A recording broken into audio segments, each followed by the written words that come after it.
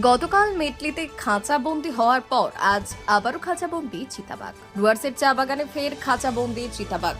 সোমবার সকালে বানারহাট ব্লকের রিয়াবাড়ি চা বাগানে খাঁচাবন্দি হয় একটি পূর্ণবয়স্ক পুরুষ চিতাবাঘ।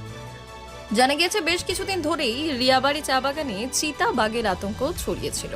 বাগানের তরফে বন দপ্তরের কাছে খাঁচা পাতার আবেদন জানানো হয়। কিছুদিন আগে রিয়াবাড়ি চা বাগানের ৮ নম্বর সেকশনে খাঁচা পাতে বন দপ্তর।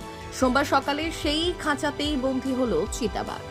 এদিন চিতাবাঘের গর্জন শুনে শ্রমিকরা এগিয়ে গিয়ে দেখে ওই খাঁচায় বন্দী হয়েছে একটি চিতাবাঘ। খবর পেয়ে ঘটনাস্থলে বিন্নাগুড়ি ওয়াইল্ড লাইফ স্কোয়াডের বনকর্মীরা পৌঁছে চিতাবাঘটি উদ্ধার করে নিয়ে যায়। বন দপ্তর সূত্রে খবর, প্রাথমিক চিকিৎসার পর চিতাবাঘটিকে জঙ্গলে ছেড়ে দেওয়া হবে।